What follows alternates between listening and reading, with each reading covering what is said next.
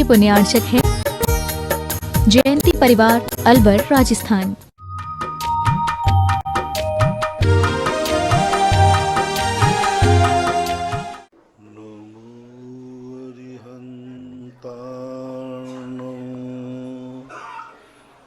नमो सिद्धार्णं नमो आयर्याणं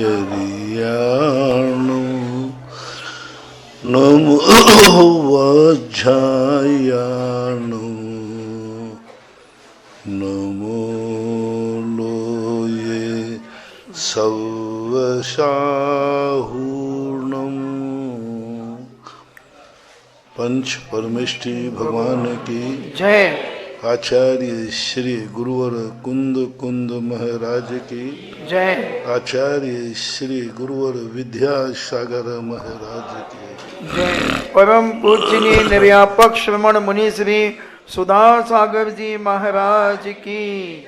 परम पूज्य चुल्लक श्री 105 गंभीर सागर जी महाराज की, समस्त मुनि संघ की जय। सभी श्रोतागण एवं जिज्ञासु पूज्य श्री को नमोस्तु करें। नमोस्तु महाराज श्री, नमोस्तु नमोस्तु। इच्छामी महाराज श्री, इच्छामी इच्छामी। महेंद्र जैन पत्रकार इंदौर से पूछते हैं, नमोस्तु महाराज जी, आगम में तीर्थंकरों के पंचकल्याणक तिथियों के संदर्भ में काल पूजा का उल्लेख मिलता है। महाराज जी, ये काल पूजा क्या है? काल पूजा का अर्थ होता है कि मंगल है, जिसकी महापुरुष ने जिस दिन जिस कार्य की सिद्धि प्राप्त की हो वह काल अपने आप में मंगल बन जाता है। कई बार कोई मुहूर्त नहीं मिलते हैं तो इस मानकर के मुहूर्त मान लिया जाता है।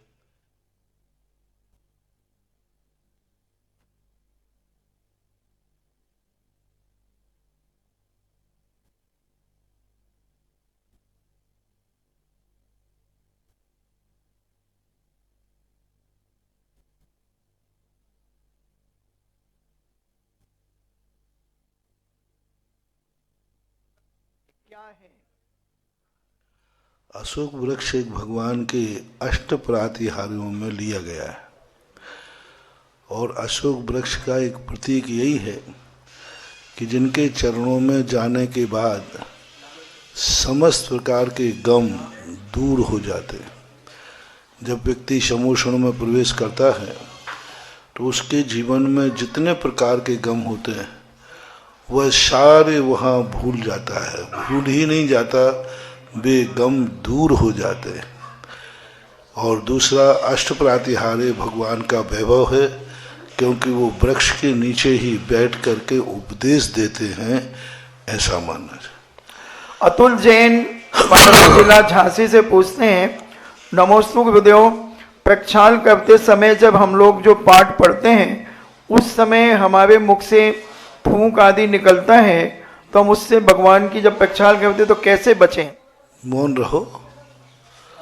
सबसे बड़ी चीज है, जिस समय तुम अभिषेक कर रहे हो, मैंने एक दिन कहा था ना ललितपुर में, आहार देते समय और अभिषेक करते समय हर हालत में मौन रहना चाहिए।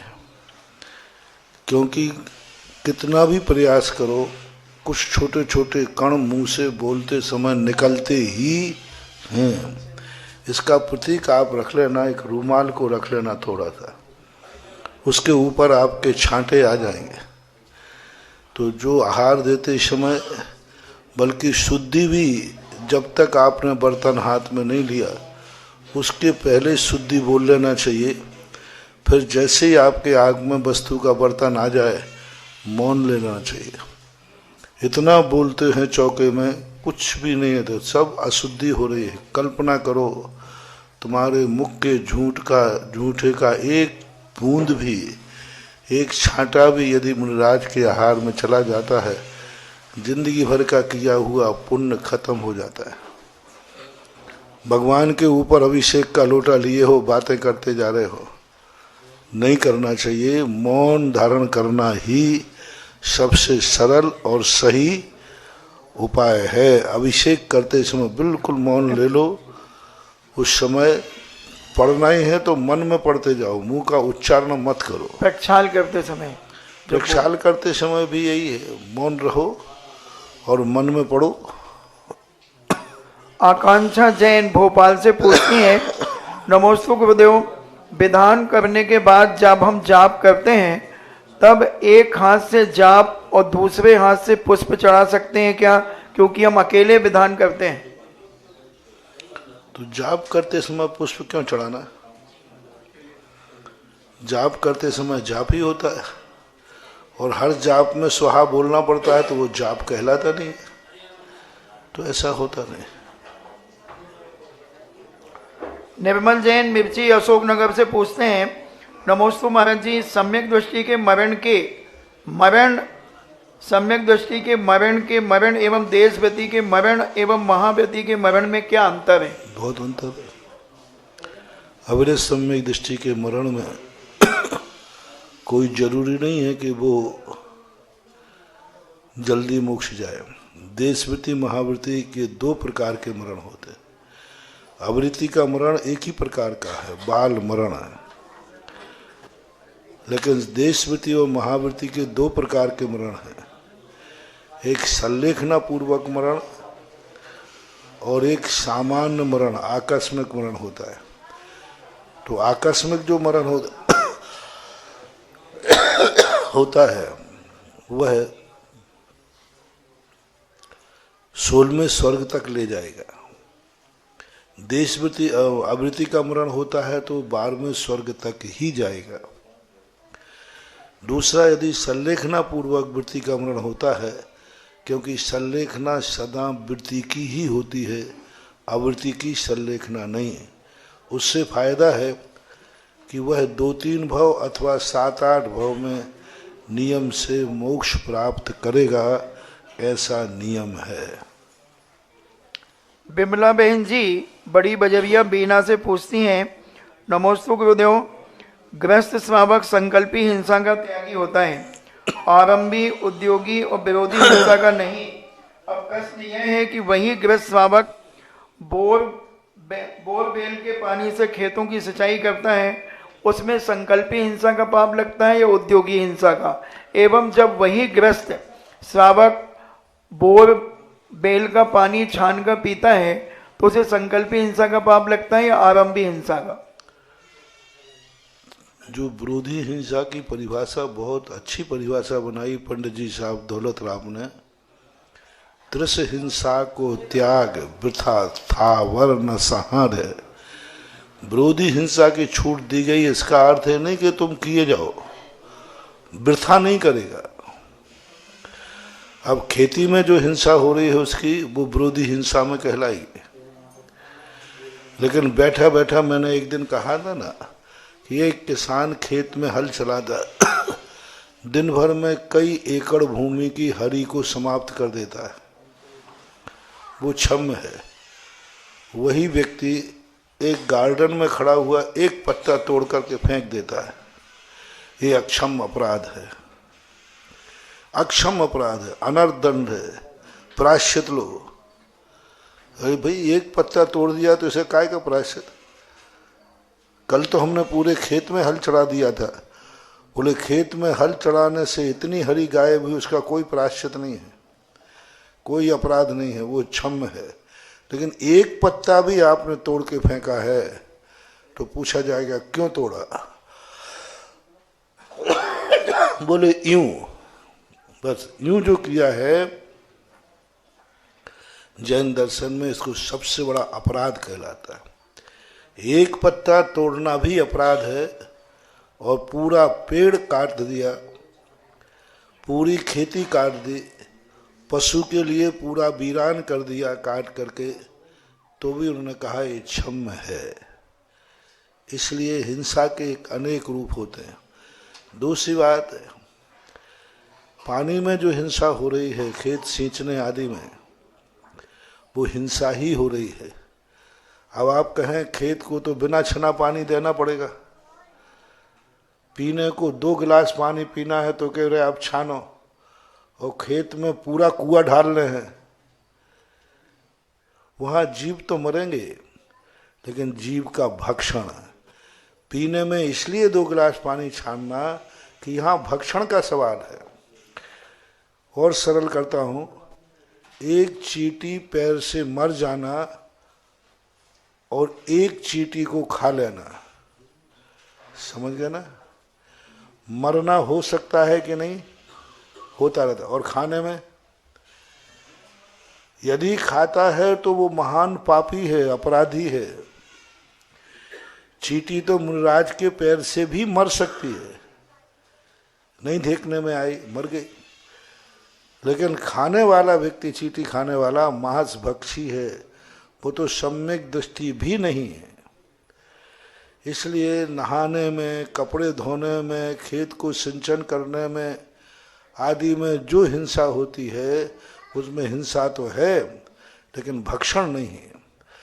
और पीने के पानी में यदि न किया जाए तो मांस भक्षण का दोष आएगा। इसलिए पानी को छानना जरूरी है, क्योंकि वो पीने के काम आता है। संजय अजमेरा बजाज नगर औरंगाबाद महाराज से पूछते हैं, नमोस्ते। ये श्लोक कैलाश से, ये मंगलाष्टक का श्लोक कैलाश से विश्वस्य वाला हमारे यहाँ अभिषेक के समय भी बोलते हैं, और जब जैन समाज में शादी होती है तो उस समय इस श्लोक को बोलते हैं। तो इसका दोनों तरफ क्या महत्व है?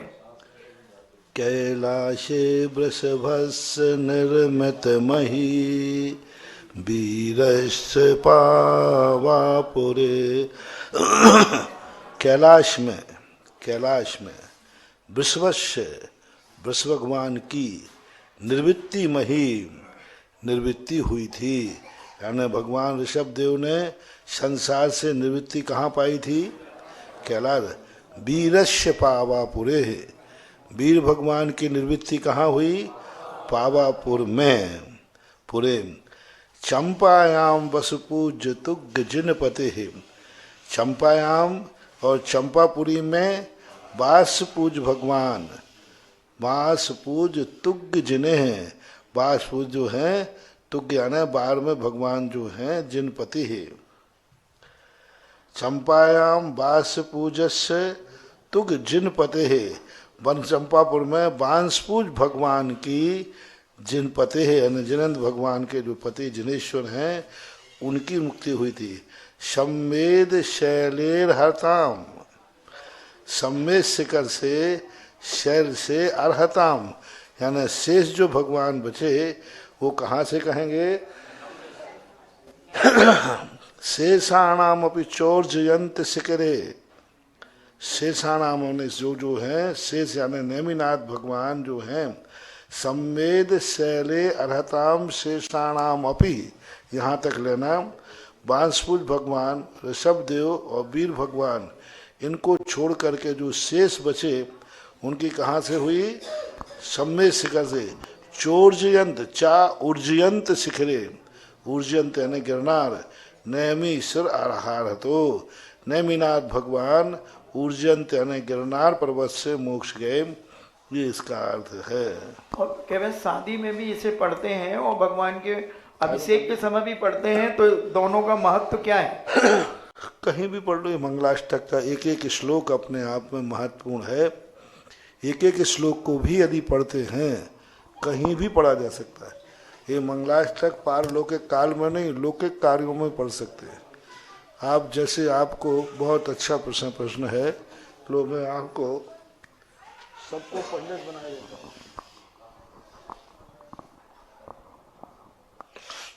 सभी को पंडित बना देता हूँ। कोई पंडित आपके पास नहीं है, आपने गाड़ी खरीदी है, कुछ नहीं, आप पुष्प लीजिए और ये मंगलाष्टक पढ़ करके कौरवंतु ते करके डाल दीजिए और उस पर स्वस्तिक या श्रीकार लिख दीजिए। मकान का नानक करना है, वर वधू को गृह प्रवेश कराना है, दरवाजे पे वर वधू आए हैं, पहली बार प्रवेश कर रहे हैं, मंगलाष्टक पढ़ के उसके माथे पर सिर का ये पुष्प क्षेपण कर दीजिए। एक ऐसा मल्टीपर्पस मंगलाचरण है जो हर कार्य में, कहीं कुछ भी नहीं आता, कुछ भी नहीं है, ये मंगलाष्टक पढ़ के पुष्प क्षेपण कर दो, सारे के सारे मंगल इस मंगल पाठ में छुपे हुए हैं। इसलिए ये मंगल पाठ कहीं भी, कभी भी, किसी भी विषय में पढ़ा जा सकता है। डॉक्टर मगन जैन आष्टा से पूछते हैं तो गुरुदेव, नारका नित्य सुप्तम लेस्या परिणाम देह वेदना विक्रिया, इसमें परिणाम का क्या अर्थ है? परिणाम उनके जो परिणाम होते हैं, नित्य लेश्या, नारकी जीवों के परिणामों की बात कही है। नारका नित्य अशुभतर लेश्या, नारकी जीव नित्य हमेशा अशुभ लेश्या करते हैं। परिणाम देह विक्रिया, उनके परिणाम भी संक्लेशित होते हैं।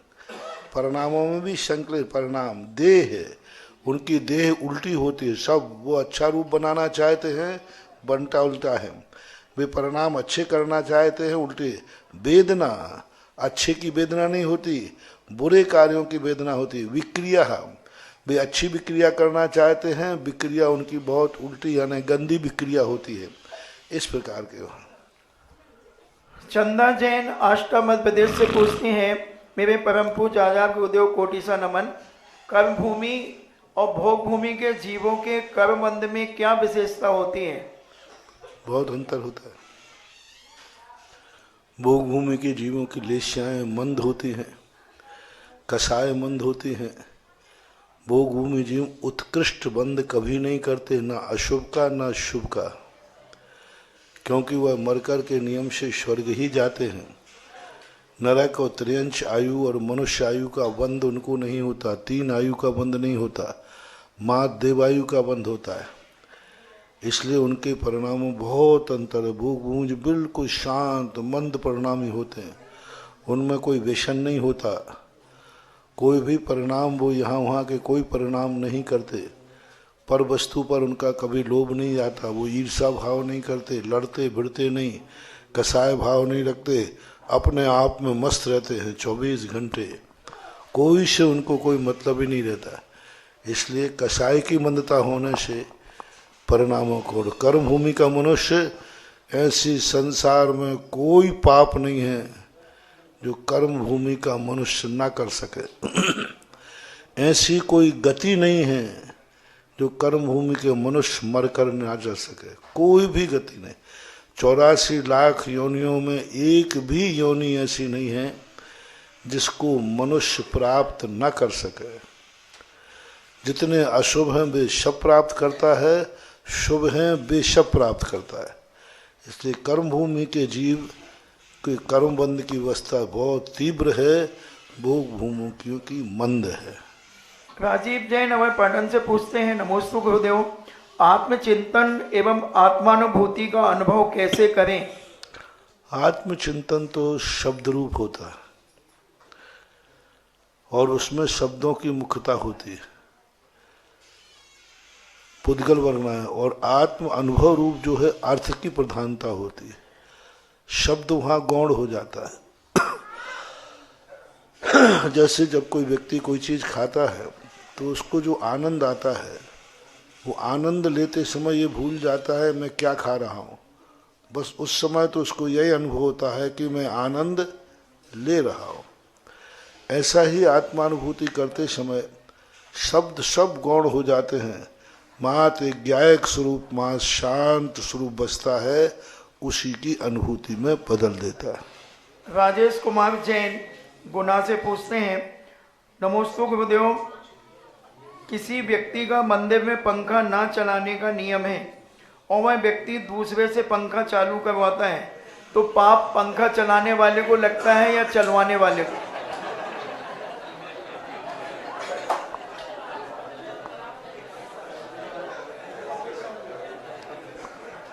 एक माजी के यहाँ सांप निकला, तो सांप निकलते ही मांझी ने एक राहगीर को बुलाया, बोले भैया यहाँ आना। बोले क्या बात है मांझी? बोले बेटा देखो ये सांप है और ये लठिया है हमारी 14 से।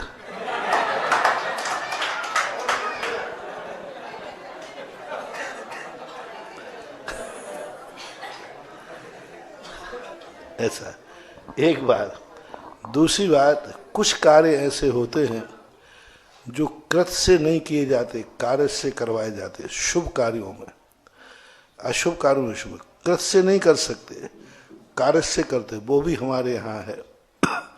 बहुत सारी चीजें मुनि महाराज कर से नहीं कर सकते, लेकिन आपसे करवा सकते हैं। जैसे मंदिर, मूर्ति निर्माण हम नहीं कर सकते, अभिषेक हम नहीं कर सकते, लेकिन तुमसे करवा सकते। आप लोग करो, हम नहीं करेंगे, हमारे लिए नहीं करेंगे, लेकिन हम दूसरों को प्रेरणा दे सकते हैं। ये कारत के दोष में नहीं आएगा, क्योंकि हमने अभिषेक हमने अपने लिए नहीं करवाया है, मैंने आपके पुण्य करने। कई लोग ये कहते हैं महाराज जी आप लोग भी बहुत सारे कार्य करते हो नहीं हो और करवाते हो, तो हमने कि हम जो करवाते हैं वो करवाने में नहीं आएगा, क्योंकि हम अपने लिए नहीं करवाते। अपने लिए नहीं करवा रहा हूं कि मेरे लिए अभिषेक करो, मेरे लिए मंदिर बनाओ, मेरे लिए ये करो, इसलिए मुझे कार्यत का दोष नहीं आएगा। हम जो दे रहे हैं आपको प्रेरणा, वो तुम्हारे लिए ही दे रहे हैं, उसमें हमारा व्यक्तिगत कोई लाभ नहीं है, वो तो तुम्हारे लिए हम प्रेरणा दे रहे हैं। हमारा किया हुआ कार्य, करवाया हुआ कार्य कार्यत में नहीं जाएगा, कार्यत में नहीं जाएगा, हमारा किया हुआ कार्य प्रेरणा में जाएगा। हम प्रेरणा दे सकते हैं, करवा नहीं सकते। करवा कार्यत में कौन जाएगा? जो हमारे लिए कराया जाए। ये कार्य मेरे लिए है, मैं तो नहीं करूँगा, तुम करो, तब वो कार्यत की कोटि में आता है। प्रेरणा में और कार्यत में बहुत अंतर है। प्रेरणा तो सदा गृहस्थों को दी जाती है, लेकिन कार्यत में नहीं आएगा वो, ऐसा जानना चाहिए। ऑनलाइन जिज्ञासाओं के पश्चात जिनवाणी चैनल, सुधा कलश चैनल और आदिनाथ चैनल के समक्ष विराजित सभी गुरु भक्तों की ओर से और यहाँ पर इस अक्षय तीर्थ क्षेत्र देवोदय तीर्थ क्षेत्र देवगढ़ में विराजित सभी गुरु भक्तों की ओर से पूज्य महाराज श्री के चरणों में बारंबार नमोस्तु नमोस्तु नमोस्तु। पूज्य छुल्लक श्री के चरणों में बारंबार इच्छामी इच्छामी इच्छामी। आज के इस जिज्ञासा समाधान कार्यक्रम में प्रथम जिज्ञासा रखेंगे श्रीमान निखिल जी, महामंत्री दिगंबर जैन समाज जाखलौन। इसके बाद तैयार रहें श्रीमान संतोष जी, महामंत्री सी सेक्टर भोपाल। महाराज श्री, आप कई बार ये कहते हैं कि जब किसी का पुण्य बहुत गाढ़ा होता है तो उसके पुण्य के उदय से जो योजनाएं हम बनाते हैं और जिस समय घोषित करनी होती हैं उस समय हम भूल जाते हैं, वो नाम विस्मृत हो जाता है और किसी दूसरे के पुण्य के उदय से एक दिन बाद याद आती है। आज भी ये जो निखिल जी महामंत्री जाखलौन के हैं, इनके परिवार का गजब का पुण्य का उदय आया, जो इस देवोदय तीर्थ क्षेत्र के मूल नायक भगवान शांतिनाथ भगवान के शिखर पर चांदी का कलशारोहण होना था। सब लोग सोच के बैठे थे कि 1 जनवरी को उसकी बोली करेंगे, लेकिन पता नहीं सबके दिमाग से ये बात निकल गई और वो बात आज याद आई। और आज जैसे ही याद आई उसकी घोषणा हुई तो इनके परिवार को, जो जाखलौन के धन्ना सेठ कहलाते हैं, आपने ही इनको ये उपाधि दी थी और 11 कलश की राशि से आज इन्होंने देवोदय तीर्थ क्षेत्र पर मूल नायक शांतिनाथ भगवान के शिखर पर चांदी का कलशारोहण करने का सौभाग्य अर्जित किया। इनके पुण्य की बहुत बहुत अनुमोदना। जिज्ञासा करें भाई श्री निखिल जी। नमोस्तु गुरुजी, सकल दिगंबर जैन समाज जाखलौन की ओर से त्रिवार नमोस्तु। मेरी जिज्ञासा है गुरुजी कि आज आपके सत्संग सानिध्य में मेरे परिवार को कलशारोहण एवं आहारचर्या कराने का सौभाग्य प्राप्त हुआ है। कलशारोहण करने का क्या महत्व होता है एवं इसका क्या फल होता है गुरुजी? एवं दूसरी जिज्ञासा गुरुजी ये है कि अभी मैं आ रहा था तो कई लोग बोल रहे थे कि बोले इस बालक की शादी इन्हीं शांतिनाथ भगवान के सामने हुई थी और बोले इसी बालक को सौभाग्य मिला कि ये कलशारोहण करे। बोले ऐसी शांतिनाथ भगवान से इस बालक की क्या डोर है कि बोले समझ नहीं आता, सारे लोग भूल ही जाते हैं कुछ। मतलब तेरी हुई थी? हाँ मैं रची। एक निमित्त रहता है। कलशारोहण एक अपने आप में जैन दर्शन के अनुसार कार्य की संपूर्णता का प्रतीक होता है और संसार की जितनी एनर्जी होती है, शिखर आज की भाषा में पिरामिड है। लोग कहते हैं 400 साल पुराने फ्रांस ने पिरामिड की खोज की थी, लेकिन ये उनकी बहुत बड़ी भूल है। हमारे यहाँ पिरामिड हजारों साल पहले था। पिरामिड का सिद्धांत है चार कोनों को बराबर लिया जाए और शून्य में मिला दिया जाए तो पिरामिड होता है। इसी प्रकार हमारे शिखरों का आकार देखिए, अंदर से शून्य से मिलाकर चार तरफ मिला करके और शून्य में मिलाया जाता है। कलशारोहण इसलिए किया जाता है कि जितना ज्यादा पतला स्थान रहेगा आगे का उतना ही ब्रह्मांड की शक्तियां अंदर खिंचती हैं और अंदर के जो भगवान की एनर्जी है वो उतनी तेजी के साथ बाहर जाती है, उतनी तेजी के साथ। क्योंकि कोई भी चीज होती है तो फैली हुई है गर्भालय में, अब एनर्जी को जितना कम करते जाएंगे तो वो वहां से जब एनर्जी जाएगी, जितना पतला स्थान होगा उतनी ही एनर्जी ज्यादा दूर तक जाती है। एक बात तो अंदर भगवान के गर्भालय की जो एनर्जी ताकत है वो आपने देखा पाइप को, नल के पाइप में ज्यादा दूर भेजना हो तो पाइप को छोटा करते जाते हैं, पहले बड़ा छोटा, छोटे से क्या प्रेशर बनता है। तो यही स्थिति बनती है कि जो मंदिर की एनर्जी है ये शिखरों के द्वारा सबसे ऊंचा क्यों लगाया जाता है शिखर पे, क्योंकि शिखर इसलिए बनाए जाते हैं क्योंकि नीचे बनाएंगे तो यहीं बिखर जाएंगे। जितनी ऊंची शिखर रहती है और कलशारोहण जितना रहता है वो उतना ही ज्यादा, और ब्रह्मांड की शक्तियां भी आती हैं, भौतिक शक्तियां, तो वो मूल का जो पतला स्थान है उससे प्रवेश करके गर्भालय में शक्तियां फैलती हैं। कलशा के संबंध में बहुत सारे गुणगान होते हैं कि मंदिर कोई बनाए और कलशारोहण वो करे तो माना जाता है कलशा उन्हीं ने बनाया। पहले के सेठ लोग हुआ करते थे जो मंदिर बनाने के बाद ये सोचते थे कहीं मेरा अहंकार न रह जाए। आजकल आप लोग क्या है, मंदिर बनाते हो और स्वयं कब्जा ठोक देते हो, ये मंदिर मेरा, ये वेदी मेरी, और ललितपुर तो इसमें इतना माहिर है, इतना माहिर है, हर वेदी पर बनाने वालों ने कब्जा कर रखा है। भगवान के नाम से वेदी नहीं है, हैं? खजुरिया वेदी, बछरावनी वेदी, अछरावनी वेदी, है ना, भगवान का नाम तो है ही नहीं। ये बहुत बड़ा महान दोष कहलाता है। कोई मंदिर भगवान आदि के नाम से चलते हैं तो वो बहुत नुकसानदायक है, धीरे धीरे वे वंश खत्म होते जाते हैं। यानी भगवान की वेदी पर तुम्हारा कब्जा है, तुम्हारा नाम चल रहा है, भगवान का नहीं। इसको अच्छा मत मानना, इसको अच्छा मत मानना, ये बहुत बुरी चीज है। आपके नाम से वेदी चल रही है, आपके नाम से मंदिर चल रहा है, इन सब चीजों पर पाबंदी लगाओ। सब लोग जिन जिन के नाम से चलते हुए हाथ जोड़ के समाज से कहें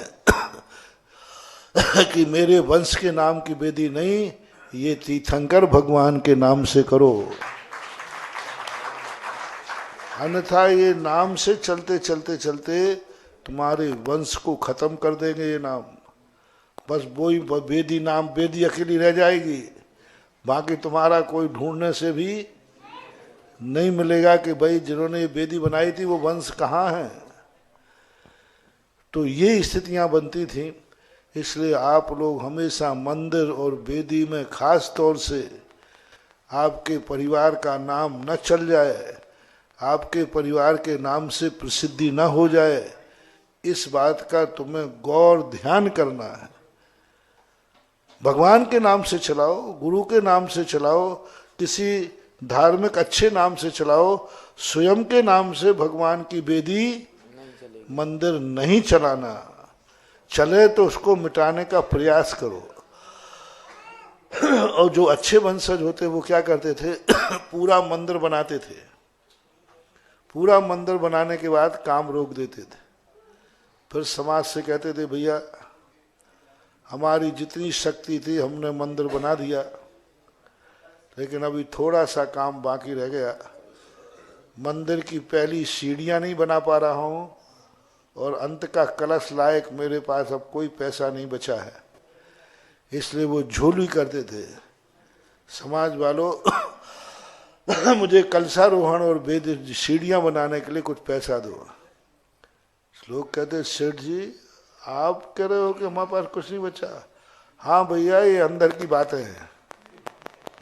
आप तो सबसे चंदा ले लेते थे, सब डालते थे। किसके लिए? पहली सीढ़ी, और सब पैसा इकट्ठे, और सीढ़ी बनती थी, कलशारोहण होता था। फिर लोग कहते थे सेठ जी ने मंदिर बनाया। वो खड़े, रुको भैया रुको, मैंने मंदिर कहाँ बनाया? पहली सीढ़ी समाज की और आखिरी कलशा समाज का, फिर बीच में मेरी कहानी कहाँ से आ गई? अहंकार मिटाने के लिए वो झोली फहराते थे कि पहली सीढ़ी पर पैर रखेंगे तो वो सीढ़ी किसकी है? समाज की। और दूर से कलशारोहण देखेंगे तो वो किसका है? समाज का। समाज का। अपना क्या है? तो ऐसे दस्तूर होते थे।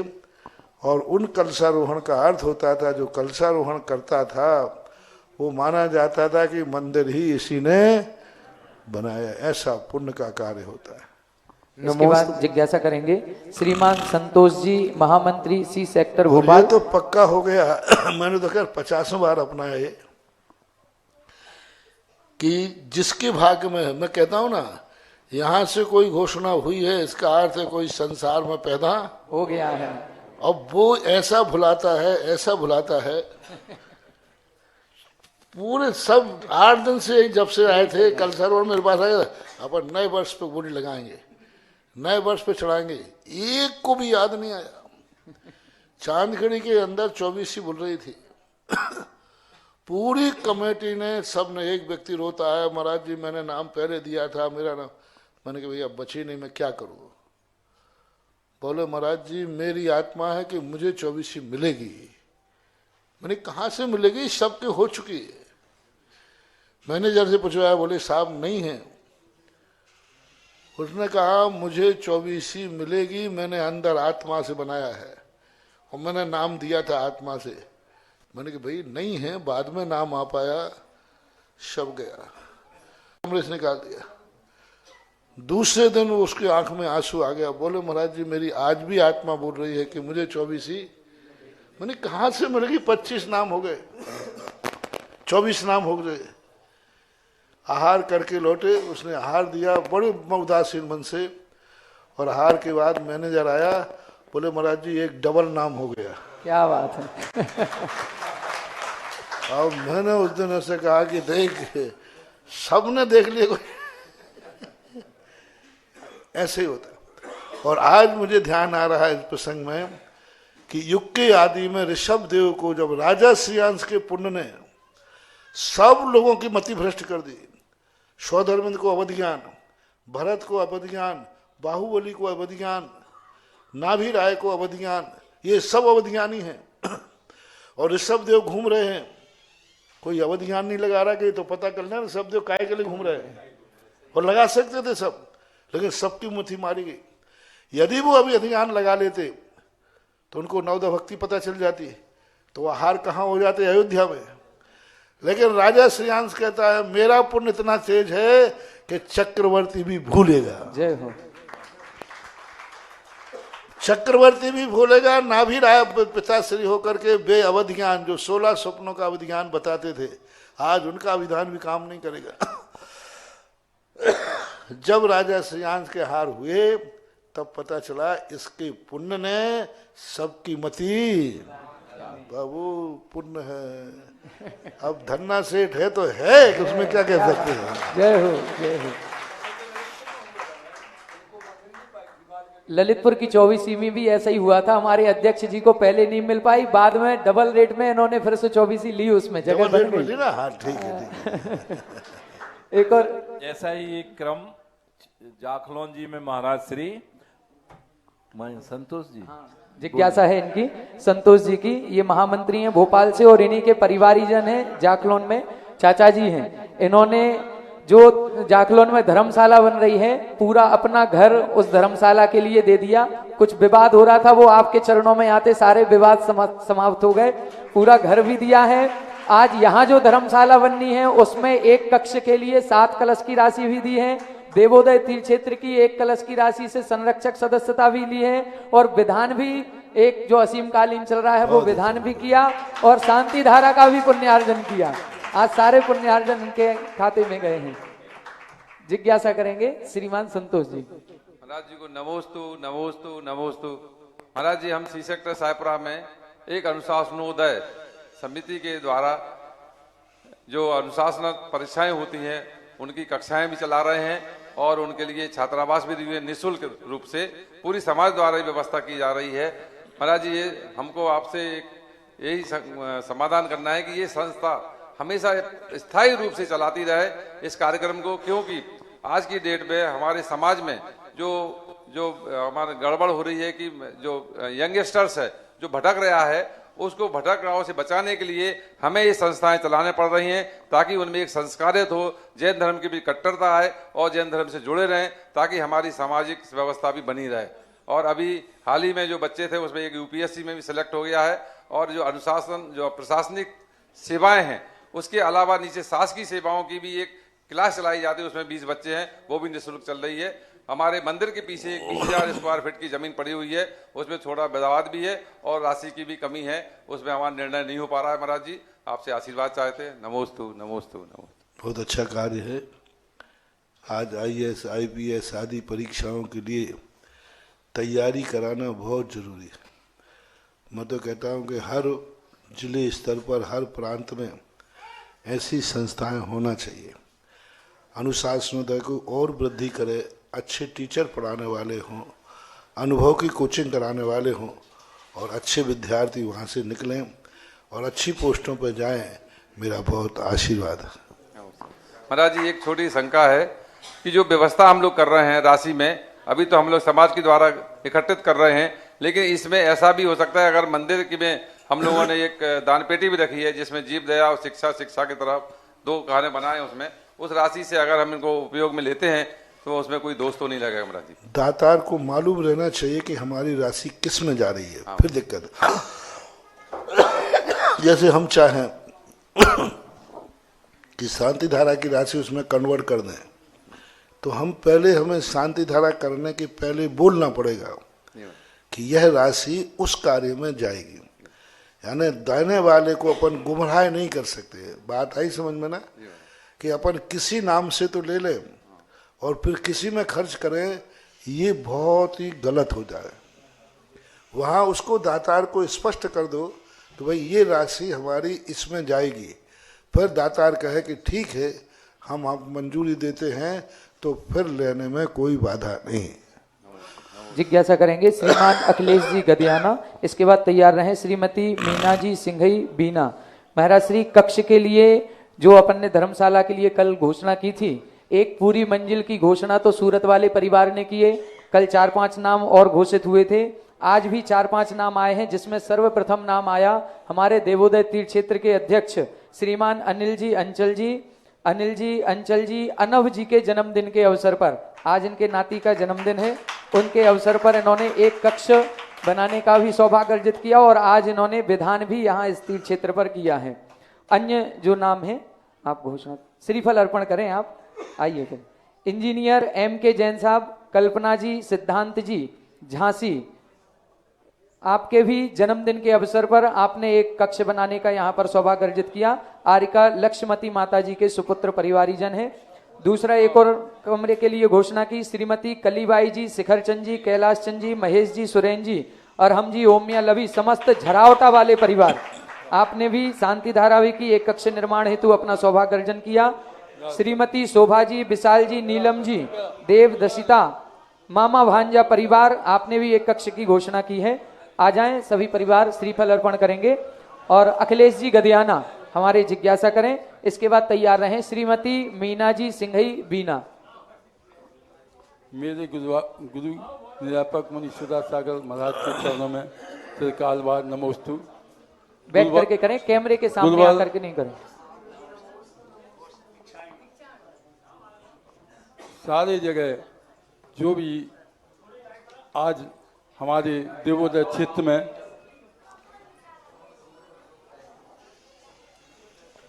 डेली तो आजकल जो भी अभिषेक चल रहा था गुरुवर, आपके अनुकंपा से नए साल में सारे आदमियों ने 41 जिनालय के और 500 भगवान के अभिषेक करने से किया। लगातार अभिषेक हो रहा था गुरुवर अब उनका कौन सा पुण्य था कि उन्होंने उनके लिए यह अभिषेक करने का मौका मिला। और अब जो भी हमारे मध्यम क्लास के आदमी हैं, गुरुवर आपकी अनुकंपा हो, जैसे ट्रेन में फर्स्ट सेकंड थर्ड क्लास होती है, समाज में भी इसी प्रकार के व्यक्ति हैं, तो उनके प्रति क्या अनुकंपा है और कमेटी क्या अनुकंपा करने जा रही है, जिससे हमारे नए वर्ष में वो व्यक्ति भी अभिषेक से छूट नहीं पाए। नमोस्तु महाराज। अगले जी हम सदा हर कार्य में 3 कैटेगरी करते ही A B C, लेकिन अब स्थितियां देखो, उनके बड़े भाग्य थे जो उन्होंने किया। राशि कम हम इसलिए नहीं करते हैं, उसमें सारा दोष अमीरों को लगेगा, क्योंकि जब भी राशि कम करो तो अमीर सबसे पहले गरीब बनते हैं। अमीर क्या कहेंगे कि साहब अब हम भी हैं तो ठीक है। गरीबों को इसलिए परेशानी हो जाती है। यदि ईमानदारी बरती जाए कि अमीर कहे कि नहीं, मैं तो जो राशि है उससे ज़्यादा ही दूंगा, अब गरीब को जितनी छूट देना है दो, हम गरीब की बराबरी पर नहीं करें। अमीर यदि गरीब की बराबरी करना छोड़ दे तो उन गरीबों को भी हम मौका दे देते हैं। लेकिन अमीर क्या होता है, हम भी कोई कौन से अमीर हैं इसलिए 2 दिन अमीर लोग निपट गए, अब कोई अब रिटर्न नहीं हो सकता। नहीं। यदि हम पहले दिन मान लेते अखिलेश जी आपकी बात, तो सारे अमीर किसमें आ जाते, गरीब। और अमीर यदि गरीब की रेखा में आएगा तो वो धन दौलत में भी गरीब की रेखा में आ जाएगा। इसलिए मेरा भाव है कि अमीर लोग अमीर ही बने रहें, अमीर लोग अमीर ही बने रहें, लेकिन उसमें गरीबों के लिए, गरीब के कारण से अमीर गरीब ना हो जाए। कोटा में मैंने एक प्रस्ताव पास किया था हॉस्टल में, आप भी सुने, भोपाल वाले सुनते। देखो हमारी हॉस्टल कैसा होता है। प्रस्ताव पास कराया, इस हॉस्टल में गरीब का प्रवेश वर्जित होगा। ये सुनते ही सब कमेटी, महाराज जी आप, मैंने कि टेक टू ऑर्डर, महाराज जी पास मत कराओ, नहीं लिखो गरीब का प्रवेश वर्जित होगा इस हॉस्टल में। ये हॉस्टल अमीरों का है, अमीर ही पढ़ेंगे। अब मैंने 2-3 बार कहा तो कमेटी ने लिख दिया भाई, अब फिर हमने कहा एक नीचे लाइन और लिखो, गरीब दरवाजे से वापस नहीं जाएगा। क्या बात है, जय हो जय हो जय हो जय हो जय हो। इस हॉस्टल में प्रवेश कौन करेगा, अमीर। अमीर ही, लेकिन दरवाजे पे गरीब वापस नहीं जाएगा। बहुत बढ़िया। उसका परिणाम ये निकला, यदि हम गरीबों को देख के कम चार्ज रख देते, हॉस्टल बंद हो जाता है, क्योंकि हॉस्टल में पैसा चाहिए कि नहीं, और अमीर गरीब बन जाते। तो उन अमीरों को तो, और गरीब दरवाजे से वापस नहीं जाएगा। हमने 10-15 सेठ तैयार कर लिए, 1 नंबर गरीब सेठ 2 नंबर सेठ। जब भी दरवाजे पे गरीब आता है, वो सेठ उसको गोद लेता है, उसको पैसा देता है, वो गरीब बालक छात्रावास में अमीर बन के प्रवेश करता है। जय हो जय हो जय हो। तो ये स्थिति बनती है। तो हमेशा ये ध्यान रखना, अब अपने गरीबों के लिए, अब आप जो चाहे, हम तो गरीबों के 2-4 नाम तो फ्री में लेते ही हैं शांति धारा में, लेकिन चुपचाप इसलिए लेते हैं कल के दिन अमीर ना आ जाए, गड़बड़ है। इसलिए अब 2 दिन का और अभिषेक का टाइम बढ़ाया जाए। अब सारे गरीबों को लिए, जो नहीं दे सकते हैं उनको कम से कम जितना करना है कमेटी कर ले, और ऐसा कोई गरीब आ जाए तो मैं कहता हूं जो अमीर लोग हैं वे घोषणा कर दें कि मेरे तरफ से कोई गरीब आवे देवोदय में तो वो खाली न जावे। नमोस्तु नमोस्तु। इस क्षेत्र को तो घाटा होवे नहीं, और गरीब अभिषेक से वंचित रहे नहीं। तो पहली बात आप कम से कम करो, 2 दिन, अभी 4 दिन अभी विधान चल रहा है ना, परसों तक 4 तारीख तक सबके लिए कम राशि करो। और कुछ लोग जो सेठ लोग नहीं आ पाए हैं 1-2 जनवरी को, वो ये घोषणा कर दें कि मेरी तरफ से इतने व्यक्तियों को अभिषेक करा दिया जाए। तो आज कम से कम राशि घोषित कर दो, कितनी करना है मंत्री जी, जितनी करना चाहे। महाराज जी अभी कमेटी की ओर से 1500 रुपए की ठीक है, 5,51 था, 1,500 कर दिया, आधे से भी कम कर दिया। आधे से भी कम महाराज जी। मतलब अब इसलिए कर दिया कि व्यक्ति की तो धोती दुपट्टा भी है, कलश है, धोती दुपट्टा बैग। कलश से इकट्ठे मतलब। भोजन व्यवस्था भी है, हाँ, सब सब। बैग भी है, बैग भी धोती दुपट्टा और हाँ, कलश। तो तीनों अब जो इनको करना हो 2 दिन 1,500 रुपए में वही कलश जो इनका उसको छोटा कलश नहीं करेंगे, वही सेम वही किट बैग लिया जाएगा। और जो ऐसे गरीब हों कि उतना भी नहीं दे सके हैं, वो भी आ जाओ, कोई ना कोई सेठ की तरफ से करा देंगे। नमोस्तु महाराज, जय हो जय हो जय हो। अभी तो महाराज इतना है कि उन्हें निर्माल का दोष नहीं लगेगा, एट पार पर काम है, जितनी लागत उतनी दे दो, अभिषेक फ्री में कर लो। ठीक है, ठीक है, ठीक है। जय हो। गुरुदेव के चरणों में मेरा व मेरे इसके बाद तैयार सुनो, रहेंगे। आलोक अब विधिवत बोल दो आप कल से। देखें, कल से पूज्य महाराज श्री का अभी सत्संग सानिध्य में जो सिद्ध चक्र महामंडल विधान चल रहा है, अभी परसों 4 तारीख तक सिद्ध चक्र महामंडल विधान चलेगा। तो सभी महानुभावों से जो भी ऑनलाइन लाइव में सुन रहे हैं, यदि अभी 2 दिन में अभिषेक करने से वंचित रह गए हैं किसी भी कारण से, तो अब आप लोगों के लिए 2 दिन का समय और यहां से दिया जा रहा है। पूज्य गुरुदेव की असीम अनुकंपा हम सभी पर हुई है और राशि को घटा करके मात्र 1,500 रुपए कर दिया गया है। 51 के अंक बदल दिए, 1,500 हो गए। जो दहाई का अंक था वो इकाई में पहुंच गया, इकाई का दहाई में हो गया। 1,500 रुपए में, जिसमें आपको एक धोती दुपट्टा भी मिलेगा, अभिषेक करने के लिए कलश भी मिलेगा और एक किट बैग तैयार मिलेगी।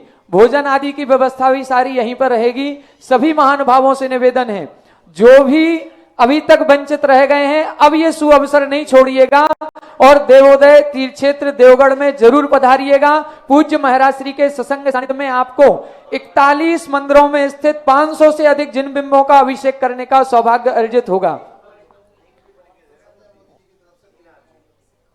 हमारे शिक्षा मंत्री संजय मोदी जी की तरफ से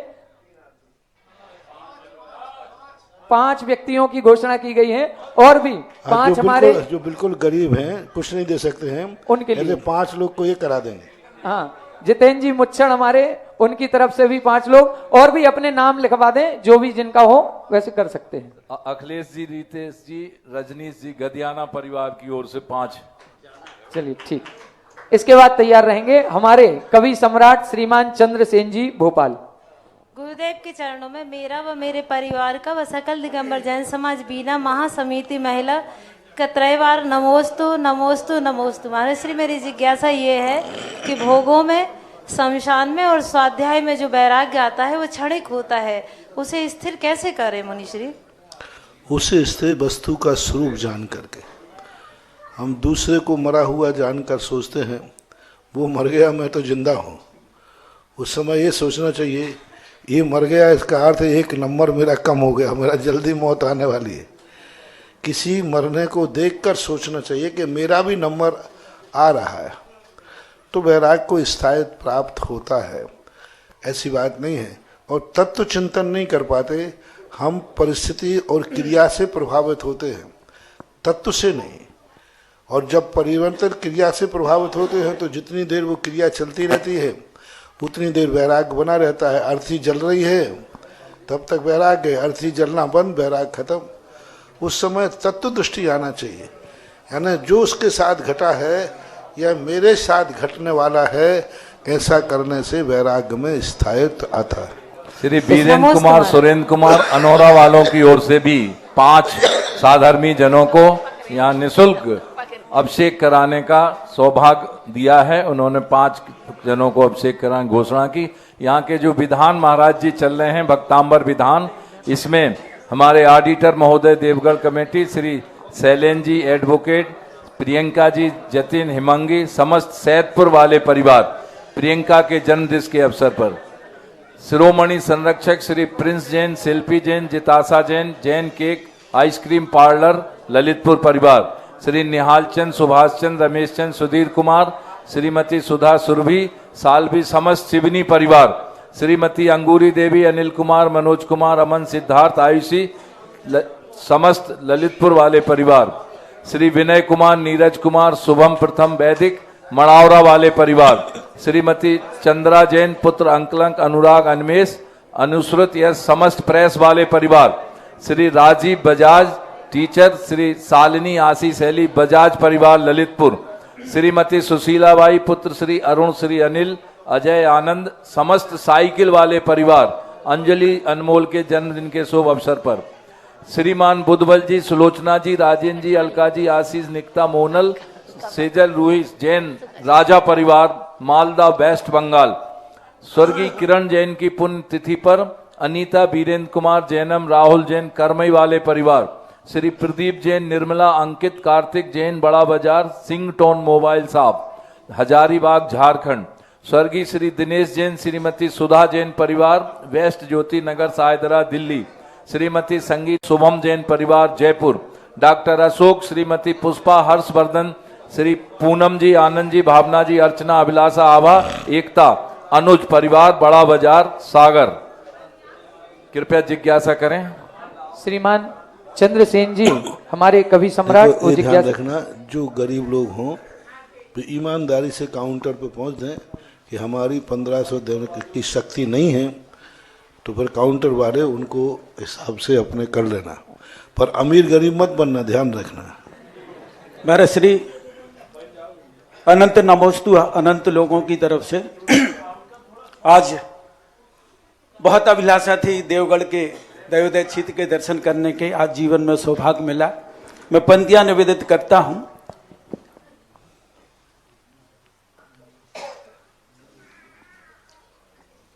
है बहुत पावन ये धरती, महक चंदन से ज्यादा है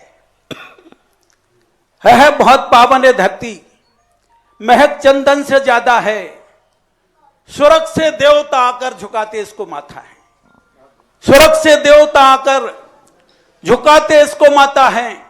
यहां की इन हवाओं में अरे आवाज आती है, यहां की इन हवाओं में अरे आवाज आती है, यहां की हर डगर परमात्मा के द्वार जाती है, यहां की हर डगर परमात्मा के द्वार जाती है।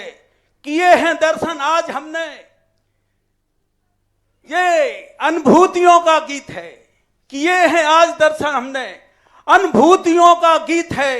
और देवगढ़ की वंदना का आनंद शब्दातीत है, देवगढ़ की वंदना का आनंद शब्दातीत है अनगिनत प्रतिमाएं और गुरुवर सुधा की छांव है अनगिनत प्रतिमाएं, गुरुवर सुधा की छांव है। अरे जंगलों के बीच में ये मंदिरों का गांव है। जय हो जय हो। जंगलों के बीच में ये मंदिरों का गांव है। कह रहे हैं योगी तुमसे ये देवगढ़ के घने जंगल, कह रहे हैं योगी तुमसे। महाराज श्री मुस्कुराओ तो थोड़े, मजा ही खत्म हो रहा। पूरी तो करो पंक्ति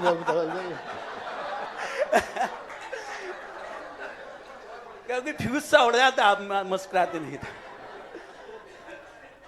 योगी तुमसे कह रहे हैं देवगढ़ के घने जंगल, योगी तुमसे कह रहे हैं देवगढ़ के घने जंगल, जंगलों के घर में आके कर दिया है तुमने मंगल। बहुत बढ़िया, जय हो जय हो।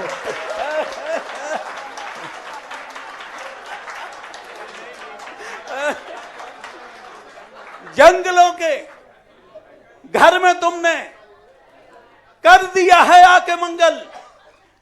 बेतबा और उसके किनारे कह रहे हैं साथ में, बेतबा उसके किनारे कह रहे हैं साथ में, देवपद और खेवपद की ये धरोहर है मालिक तेरे हाथ में। बहुत बढ़िया, जय हो जय हो जय हो। देवगढ़ और खेवपद की है ये धरोहर है मालिक तुम्हारे हाथ में।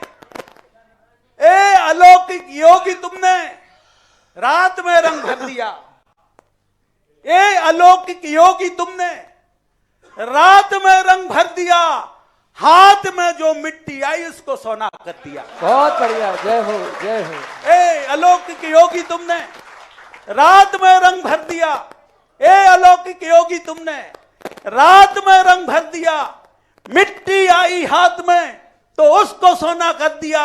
है समय का स्वर अनूठा और अनूठे साज हैं, है समय का स्वर अनूठा और अनूठे साथ हैं।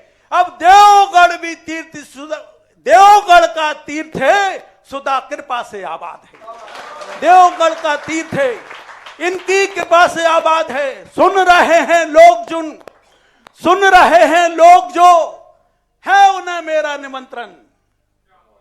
सुन रहे हैं लोग जो है उन्हें मेरा निमंत्रण। अरे जिंदगी में है जरूरी देवोदय।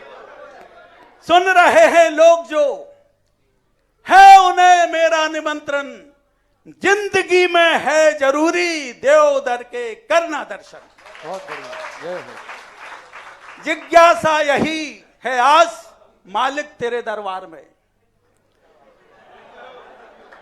जिज्ञासा यही है हम सभी की मालिक तेरे दरबार में।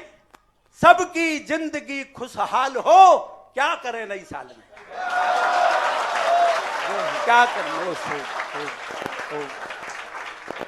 आपको मालूम नहीं है, आपकी कविता रेगिस्तान वाले भी सुन रहे हैं।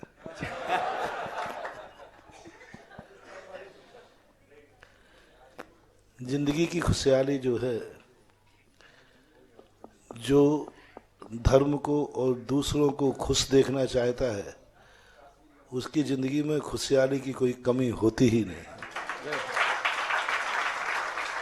धर्म रक्षति रक्षता। जो धर्म की रक्षा करता है, धर्म उसकी भी रक्षा करता है।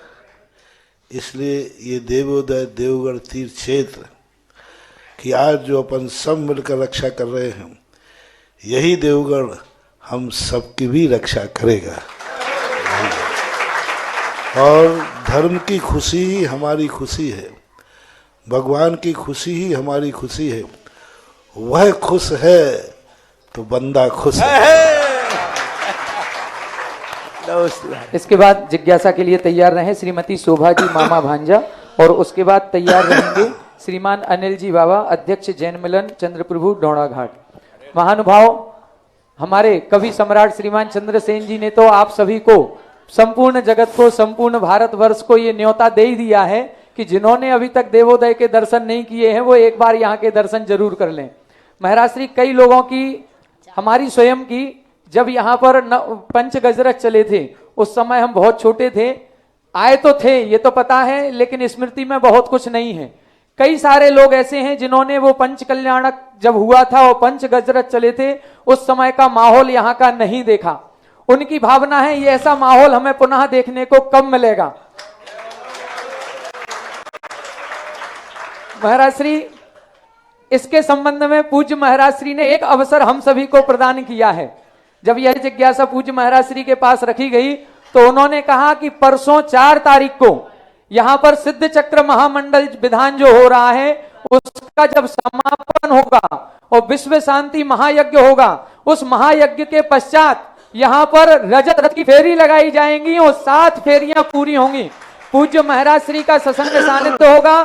सच्चे देव जो हमारे अरिहंत प्रभु हैं वो रजत रथ पर विराजित होंगे और जिनवाणी की शोभा यात्रा होगी। साथ में अन्य सभी, हम सभी इंद्राणी जितने भी सिद्ध चक्र महामंडल विधान में बैठे हैं वो सभी इंद्राणी भी उसमें साथ में होंगे। तो ऐसा नजारा जिन्होंने अभी तक नहीं देखा है वो 4 तारीख को पुनः दोपहर में 1 बजे यहाँ पर आ जाएं। वही नजारा हम सभी को देखने को मिलेगा जो सन 91 में पंचगजरथ महोत्सव में था।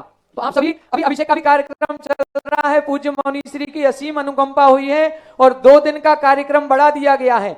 तो कल और परसों यहाँ पर आकर के 41 मंदिरों के सर्वाधिक 500 से अधिक जिन बिंबों का महामस्तकाभिषेक भी कीजिए और इस सिद्ध चक्र महामंडल विधान के समापन में अनंतानंत सिद्ध परमेष्ठी की आराधना करते हुए उस रजत रथ की परिक्रमा में भी सम्मिलित होइए।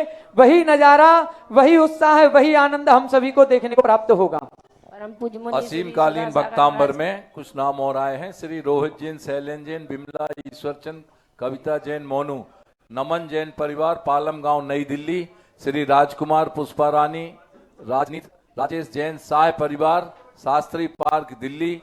श्री शिखरचंद, गुलाब भाई, देवेंद्र, रवीन, जितेंद्र, डॉक्टर उपेंद्र, सत्येंद्र जैन, गंज बासोदा परिवार। श्री अशोक जैन, सरोज, शैलेन जैन, लखनऊ परिवार। श्री मनीष जैन, बेंगलोर परिवार। श्री जय कुमार मनीष, श्रीमती शोभा रानी, श्रुति ध्रुव सराफ परिवार, डॉक्टर अरविंद जैन, श्रीमती कविता, डॉक्टर कनिक्स जैन, सायपुरा भोपाल। तो अभी नहीं बोले, हो गया। मुनि श्री सुधा सागर महाराज जी के चरणों में मेरा और मेरे परिवार समस्त मामा मंजा परिवार की ओर से बारंबार नमोस्तु नमोस्तु नमोस्तु। महाराज जी, मेरा प्रश्न है कि जैसे अब हमारी 5 साल से बहू बीमार है, तो हम कहीं ज़्यादा जा नहीं पाते, चौका भी ज़्यादा नहीं लगा पाते, तो महाराज जी हम मतलब इसको छोड़ के हमें जाना चाहिए कि घर का फर्ज निभाना चाहिए, तो उसमें ज़्यादा पुण्य है? परिस्थितियाँ देखना चाहिए। यदि अभी गृहस्थ में है और गृहस्थ में तुम्हारे बिना स्थितियाँ नहीं सुधरती, तो सर्वप्रथम वह फर्ज पूरा करना चाहिए। बाहर जाने आने के संबंध में जब समय बचता है तब जाना चाहिए। प्रथम तो वही है, जहाँ हो उनको भी आपकी जिम्मेवारी है तो करना चाहिए, और भावों से अनुमोदना से करते रहना चाहिए।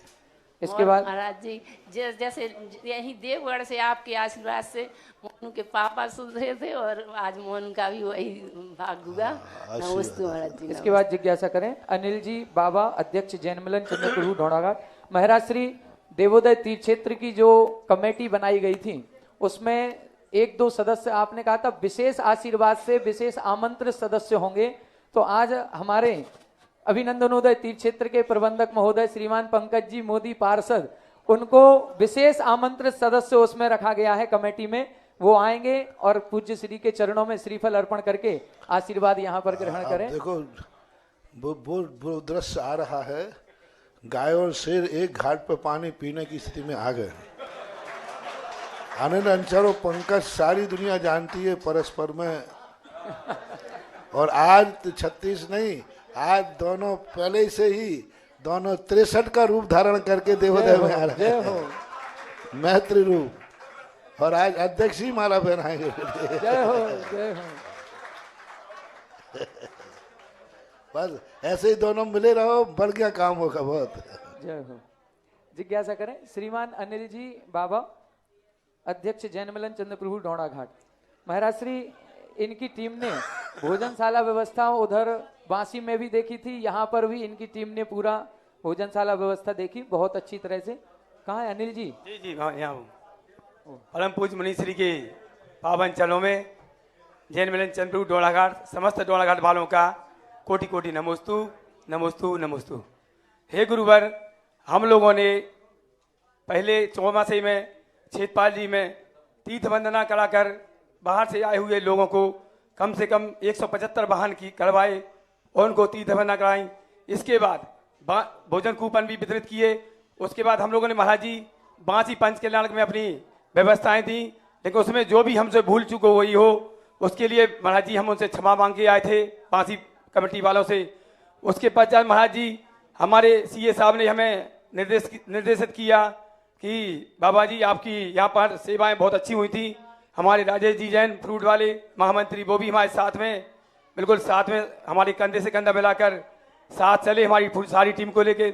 और देवोदय में भी महाराज जी 3 दिन बहुत अच्छी व्यवस्थाएं थी।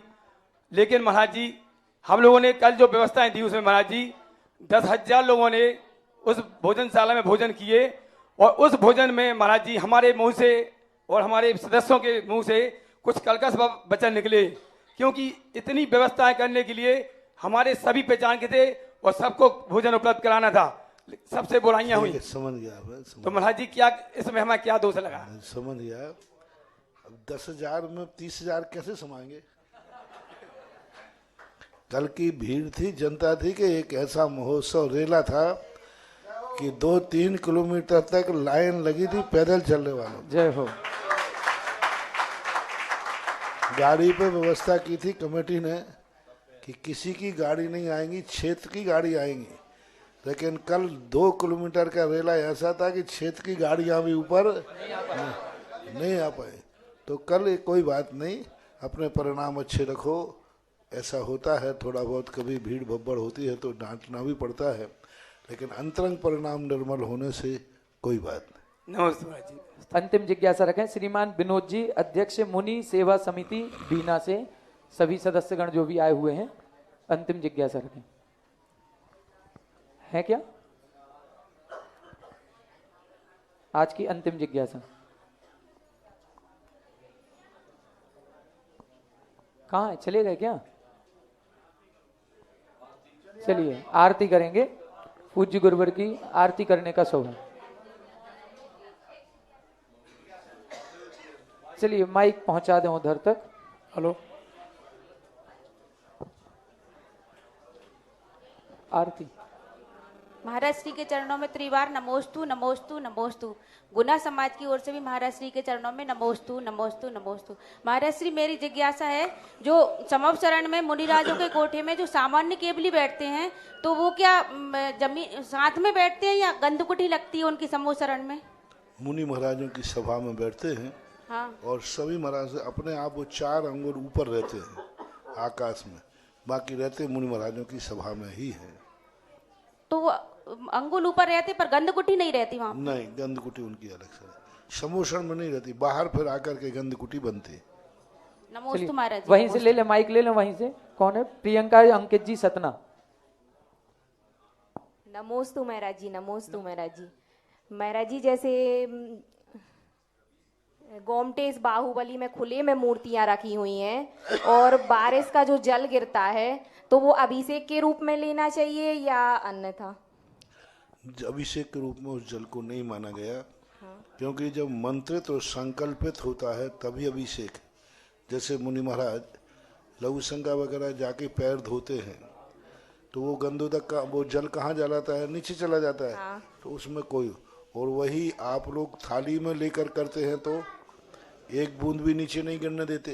हाँ। तो जब संकल्प पूर्वक किया जाता है तब वह गंधोदक बन जाता है, और वो संकल्प पूर्वक ना होने से वो गंधोदक की कोटि में नहीं आएगा।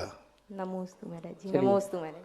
आज असीमकालीन भक्तांबर में एक नाम इन्होंने दिया है, प्रदीप जी, सुधीर जी, मीना जी, अदिति, सभी समस्त वैद्य परिवार जड़ी बूटी वाले टीकमगढ़। आगे आकर के श्रीफल अर्पण करके आशीर्वाद ग्रहण करें। आज पूज्य गुरुवर की आरती करने का सौभाग्य, वह कौन पुण्यशाली महापात्र होगा जो देवोदय तीर्थ क्षेत्र पर पूज्य गुरुवर की बोले, कौन सौभाग्यशाली है जो आज पूज्य गुरुवर की आरती करेंगे? शीघ्रता से कहां से शुरू करें? किनके भाव हैं आरती करने के?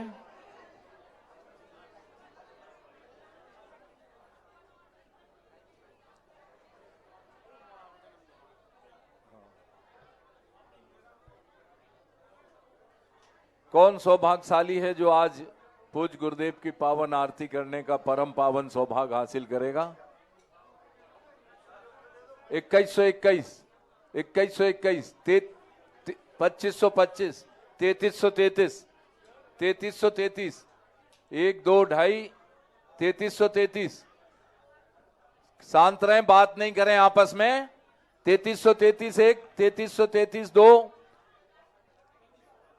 3535, 3535, 3535, 3535 1, 5151, 5151, 5151, 1 2 2.5 पौने 3, अंतिम 10 सेकेंड और किसी के भाव, और 5151 3।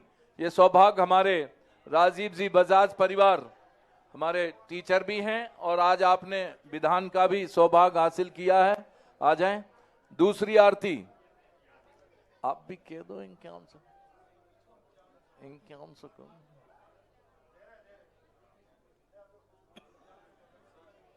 हो जाएगी, कह दो। जो 3131, 3131, 3131 1, 3131 2, 3131 2.5 आरती अंतिम 10 सेकंड, और 3131 1 2 2.5 पौने 3, 99, और ये 3 नाम बोले। देखें, जिन्होंने आरती का पुण्यार्जन किया है वही परिवार के सदस्य आगे रहेंगे, बाकी पीछे रहें। श्रीमान देवेंद्र सिंह, संगीता सिंह, साजन सिंह, हिमानी सिंह, गुना परिवार आ जाएं। देख के आराम से, आराम से।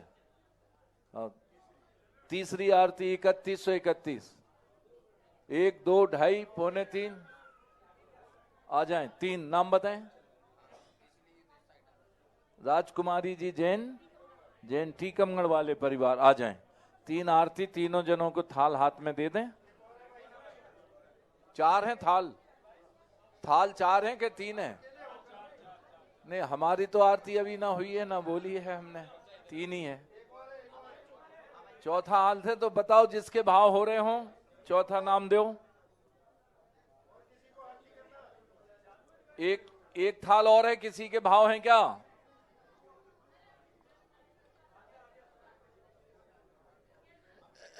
चलो आरती प्ले करो भैया।